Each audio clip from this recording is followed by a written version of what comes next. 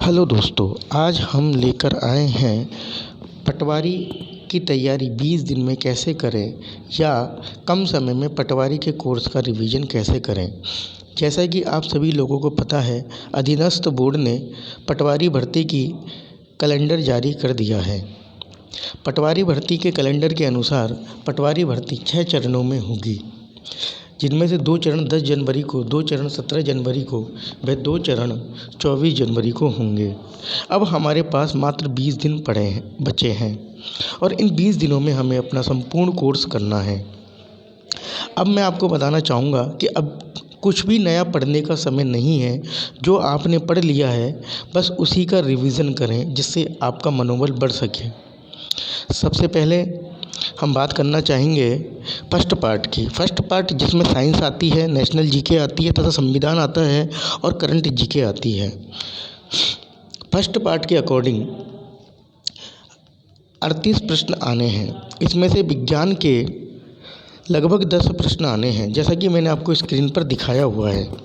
अब विज्ञान में बहुत सारे टॉपिक दिए गए हैं, लेकिन सभी को पढ़ने का समय नहीं है। आपको इसमें से महत्वपूर्ण टॉपिक जैसे महत्वपूर्ण यौगिक हैं, लेंस है, परिसंचरण तंत्र हैं, रक्त हैं, हृदय है, विटामिन है और महत्वपूर्ण टीके याद करने बाकी हैं। इसके अलावा अगर मैं इतिहास की बात करूं तो इतिहास में हमारा पुराना इतिहास, नया इतिहास, मध्यकालीन इतिहास, प्राग इतिहास सब कुछ दिया गया है। लेकिन ज़्यादातर प्रश्न जो आते हैं वो या तो जैन धर्म बौद्ध धर्म में से, मौर्य काल में से, गुप्त काल में से, मुगल काल में से, 1857 की क्रांति में से, गांधी जी के जीवन के आंदोलन, गांधी जी का जीवन और महत्वपूर्ण स्वतंत्रता संग्राम के आंदोलन और कांग्रेस के सम्मेलन से ही आते हैं। कांग्रेस के भी सारे सम्मेलन नहीं पढ़ने हैं आपको। कांग्रेस के जो महत्वपूर्ण सम्मेलन हैं उन पर ही फोकस करना है। अगर मैं भारत के भूगोल की बात करूं तो भारत के भूगोल में आपको भारत की स्थिति, विस्तार और आसपास लगने वाले देशों की सीमाएं याद करनी हैं। इसके अलावा भारत के भौगोलिक विभाजन जो 5 पार्ट्स में बांटा गया है उसको याद करना है। साथ ही में आपको हिमालय का जो विभाजन किया गया है और हिमालय जो है उसके बारे में पढ़ना है। इसके अलावा लगभग इसमें से भी 2 प्रश्न पारिस्थितिकी तंत्र में से आएंगे। कौन सा सम्मेलन कहाँ हुआ, कब हुआ, किस सम्मेलन के बाद क्या प्रभाव पड़ा, किसने किस पे साइन किए, तो इन सबको आपको पढ़ना है। अगर मैं बात करूं संविधान की तो संविधान में आपको संविधान निर्माण की प्रक्रिया पढ़नी है। यानी कि आपको 1757 के बाद का और 1947 के बीच का सब कुछ पढ़ना है। तो आपको महत्वपूर्ण अंग्रेज कानून, क्योंकि उन्हीं से हमारा संविधान बना है। इसके अलावा आपको संविधान में जो महत्वपूर्ण है वो है भाग 3, 4, 5। इसके अलावा पंचायती राज व्यवस्था, मूल कर्तव्य, इनको आपको पढ़ना है, क्योंकि इन्हीं में से ज़्यादातर प्रश्न आते हैं। अब मैं बात करता हूँ करंट की। तो करंट में से ज़्यादातर जो प्रश्न आते हैं वो आते हैं मंत्रिमंडल में से, कि हमारा जो मंत्रिमंडल है उसका मंत्री कौन है, किसको कौन सा विभाग दे रखा है। हाल ही में बिहार चुनाव संपन्न हुए, तो बिहार में कितनी कुल सीटें हैं, बिहार में राज्यपाल कौन है, मुख्यमंत्री कौन बना है, कब मुख्यमंत्री दोबारा बनेगा, कोविड ऐप सबसे पहले कौन लेकर आया, सभी राज्यों के अलग अलग कोविड ऐप है ना। इसके अलावा कोविड वैक्सीन कौन कौन सी है ना, जो बनी है, कहाँ कहाँ पर बनी है, किसको पहले लगी है। आईपीएल मैच के बारे में आपको पढ़ना है। महत्वपूर्ण नियुक्तियाँ जरूर आपको पढ़नी है। इस मध्यानांतर महत्वपूर्ण नियुक्तियाँ हुई है, सुप्रीम कोर्ट का जज, हाई कोर्ट के जज। इसके अलावा आपको पढ़ने हैं रॉ का एजेंट वगैरह, ये एजेंसियों के अध्यक्ष वगैरह, आईसीसी, क्रिकेट बोर्ड और राष्ट्रीय पुरस्कार, इनको आपको महत्वपूर्ण रूप से देखना है। इसके अलावा आपको सम्मेलन वगैरह देखने हैं, सैन्य अभ्यास देखना है और सबसे महत्वपूर्ण चीज़ जो आपको देखना है वो है नई शिक्षा नीति, क्योंकि शिक्षा के क्षेत्र की ही तो बात चल रही है, इसलिए आपको इन सारी चीज़ों को देखना है। अब मैं अगले टॉपिक की बात करता हूँ, वो है राजस्थान का जीके या राजस्थान के जीके से रिलेटेड। जैसा कि आप स्क्रीन पे भी देख पा रहे हैं कि राजस्थान के जीके के 30 प्रश्न आने हैं। अब 30 प्रश्नों को हमने बांट दिया है। जैसे कि इतिहास की अगर मैं बात करूं तो आपको महत्वपूर्ण साके याद करने हैं, युद्ध याद करने हैं, कुंभा, प्रताप, चंद्रसेन, मालदेव, जयपुर के राजा मानसिंह, सभी महत्वपूर्ण नगरों की स्थापना, आंदोलनकारियों का जीवन इत्यादि आपको पढ़ना है। मराठाओं का आगमन, एकीकरण राजस्थान का, ये तो आपको बिल्कुल विशेषता आपको ध्यान रखने ही है। अगर मैं भूगोल की बात करूं राजस्थान में, तो राजस्थान की स्थिति, विस्तार, राजस्थान से लगने वाले ज़िले, संभाग, ये तो आपको याद करना ही है, लेकिन राजस्थान का जो भौतिक विभाजन जो किया गया है वो आपको महत्वपूर्ण रूप से याद करना है। इसके अलावा राजस्थान की मिट्टी, कृषि, क्योंकि कृषि का मुद्दा इस वक्त बहुत ज़्यादा चल रहा है, कृषि आंदोलन चल रहा है, तो कृषि से ज़रूर पूछेंगे कौन सी फसल होती है, कौन सी नहीं होती है, कौन सी फसल के लिए कौन सी उपजाऊ मिट्टी है। इसके अलावा आपको नदियों में चंबल नदी, बनास नदी और लूनी नदी महत्वपूर्ण रूप से पढ़नी है, ठीक है। इसके अलावा आपको इंदिरा गांधी नहर परियोजना ज़रूर पढ़नी है, क्योंकि इसकी लिफ्ट परियोजनाएं अक्सर आ जाती है, कब स्थापना की, किसने स्थापना की, कब बनी, कहाँ से कहाँ तक फैली हुई है, ठीक है। अगर मैं राजस्थान की राजनीति की बात करूं तो आपको महत्वपूर्ण मुख्यमंत्री, राज्यपालों के नाम जरूर याद करने हैं।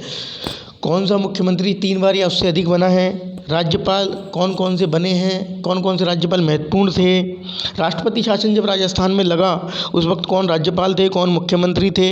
आरपीएससी बोर्ड की अगर मैं बात करूं तो कौन आरपीएससी बोर्ड का वर्तमान चेयरमैन है, कितने सदस्य होते हैं, उनका कार्यकाल क्या होता है। और एक महत्वपूर्ण वो है लोकायुक्त, कि राजस्थान में लोकायुक्त के पद पर वर्तमान में कौन है, कौन रह चुका है, इससे पहले कौन था, लोकायुक्त की नियुक्ति कौन करता है, लोकायुक्त की नियुक्ति करने के संबंध में सारी चीज़ आपको पढ़नी है।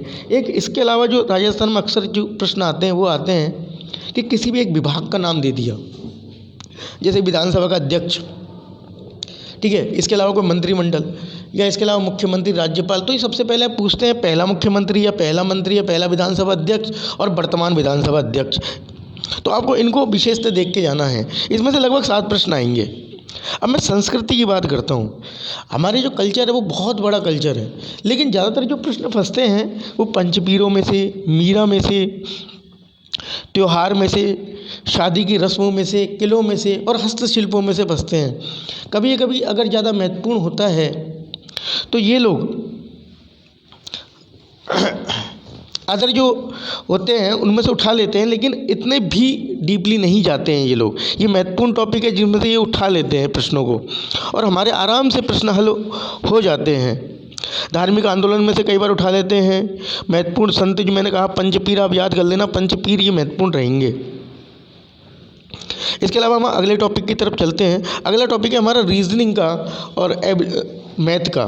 अब देखो, रीजनिंग और मैथ के जितने भी टॉपिक दिए गए हैं उसमें से लगभग 45 प्रश्न आने हैं, और जितने टॉपिक दिए गए हैं वो लगभग हमारे 20 टॉपिक दिए गए हैं कि हर टॉपिक से 2-2 प्रश्न आएंगे। अब आपको करना क्या है कि पढ़ने तो सारे ही हैं, लेकिन आपको जो स्कोरिंग सब्जेक्ट है रीजनिंग और मैथ है वो है बैठक व्यवस्था, इनपुट आउटपुट, डायरेक्शन और परसेंटेज और एरिया और वॉल्यूम। इस पे आपको मुख्यतः फोकस करना है। इस पे फोकस करने से क्या होगा कि 45 में से लगभग आपके 30 प्रश्न या 35 प्रश्न सही हो जाएंगे। बाकी रीजनिंग मैथ एक ऐसी चीज़ है जो आप व्यवहारिक ज्ञान से भी कर सकते हो अगर आपने पहले पढ़ रखी है, क्योंकि अब आपको रीजनिंग मैथ को फ्रेश तो बिल्कुल भी नहीं देखना है, जो आपने पहले पढ़ रखी है बस उसी का रिविज़न करना है। अब हम चलते हैं अगले टॉपिक की तरफ। अब हम बात करते हैं हिंदी की।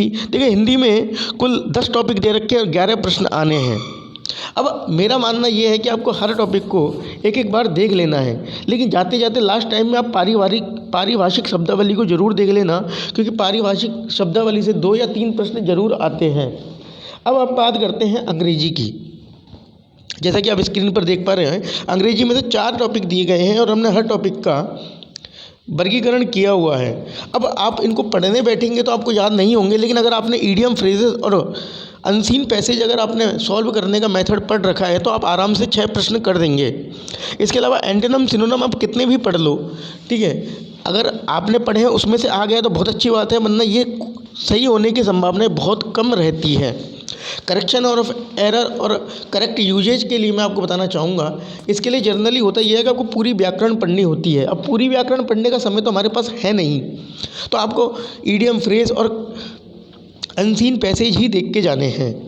इससे ही आपका महत्वपूर्ण ब्लॉक कवर हो जाएगा। अब हम अगले टॉपिक की बात करते हैं, कंप्यूटर और कंप्यूटर के टॉपिक्स। कंप्यूटर से लगभग 15 प्रश्न आने हैं, 30 नंबर का टॉपिक है, और कंप्यूटर से जो प्रश्न आने हैं उसमें से 2 प्रश्न आने हैं आपके कंप्यूटर की विशेषता। अब कंप्यूटर की विशेषता जो है कि कंप्यूटर में कौन कौन से भाग होते हैं, सीपीयू क्या होता है, मॉनिटर क्या होता है, मेमोरी क्या होती है, इस तरह से आपको कंप्यूटर के बारे में पढ़ के जाना है, ठीक है। इसके अलावा आपको RAM, ROM, software, hardware, input output device, इनको ज़रूर पढ़ना है, क्योंकि इसमें से 3 प्रश्न आने हैं। और बिल्कुल आपको रैम की फुल फॉर्म, रोम की फुल फॉर्म, रैम के पार्ट, रोम के पार्ट, इनपुट आउटपुट में से प्रिंटर महत्वपूर्ण है, प्रिंटर को जरूर देख के जाना, प्रिंटर किस प्रकार के होते हैं, डेजी व्हील वगैरह, इन सारी चीज़ों को आपको महत्वपूर्ण रूप से देख के जाना है। ऑपरेटिंग सिस्टम, कौन सा ऑपरेटिंग सिस्टम ग्राफिकल था, कौन सा वर्डिंग था, है ना, मैक क्या है, किसका ऑपरेटिंग सिस्टम क्या है, एंड्रॉयड किसका है, एप्पल का कौन सा है, वर्तमान में कंप्यूटर में कौन सा सॉफ्टवेयर यूज करते हैं, ये आपको जरूर देखिए क्योंकि 2 प्रश्न आने हैं, MS एक्सेल, MS वर्ड और पावर पॉइंट। देखिए दोस्तों, इसमें से 5 प्रश्न आएंगे, ये कन्फर्म है कि MS एक्सेल, MS वर्ड और पावर पॉइंट में से 5 प्रश्न आएंगे, और वो इसलिए दिए हैं इन्होंने ताकि आपका सारा टॉपिक क्लियर हो जाए, ठीक है। इसके अलावा अगर मैं बात करूँ शॉर्ट कीज़ की, तो शॉर्ट कीज में से लगभग 2 या 3 प्रश्न आते ही हैं। ये हमने जो डेरिवेशन दिया है ये बिल्कुल हमारे आइडिया के अनुसार कि इसमें से इतने प्रश्न आ सकते हैं, ठीक है। इसके अलावा मैं आपको बता दूं कि इस तरह से हमने जो कोर्स कंप्लीट किया है इससे आपके 130 प्रश्न कवर हो जाएंगे, और अगर आपने 130 प्रश्नों को मात्र 20 दिन में याद कर लिया तो आपका सिलेक्शन श्योर है।